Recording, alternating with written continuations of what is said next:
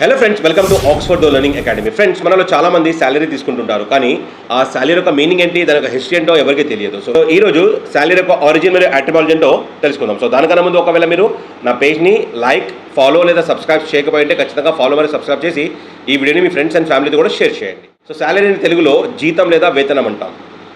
So రోమ్లో Jesus క్రీస్తు కన్నా ముందు ఒక కింగ్ పరిపాలించేవారు. ఆయన పేరే జూలియస్ సీజర్. సో ఆయన తన దగ్గర పనిచేస్తున్న ఆర్మీ లేదా సోల్జర్స్కి వేతనం ఇవ్వాలని ప్లాన్ చేశారు. ఆయనకన్నా ముందు చాలా వరకు శాలరీస్ ఇచ్చేవారు, కానీ వేరే వేరే రూపంలో. కానీ ఈయన మాత్రము శాలరీని కరెన్సీ రూపంలో కాకుండా లావుటి ఉప్పు రూపంలో ఇచ్చేవారు. లావుటి ఉప్పుని కరెన్సీ రూపంలో ఇచ్చేవారు. ఎందుకంటే ఆ కాలంలో ఉప్పు యొక్క ప్రాధాన్యత ఎక్కువగా ఉండేదన్నమాట. సో అందుకోసమే ఉప్పుని శాలరీ రూపంలో ఇచ్చేవారు, లావుటి ఉప్పుని. రోమ్ లేదా లాటిన్ వర్డ్లో ఉప్పుని సాల్ అంటారు. సో ఈ సాల్ ఎవరైతే తీసుకుంటారో యాజ్ ఎ శాలరీ కరెన్సీ లాగా వాళ్ళని సెలేరియం అంటారు. ఈ సెలేరియం అనే వర్డ్ సింగులర్ అనమాట. సో సెలేరియం యొక్క ప్లూరల్ వచ్చి సెలేరియా. సెలేరియా means one who takes salt as a currency is called సెలేరియా.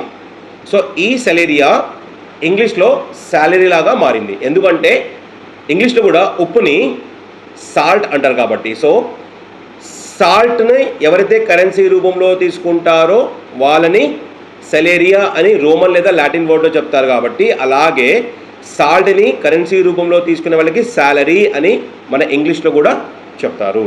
So ఇదండి శాలరీకి ఉన్న హిస్టరీ.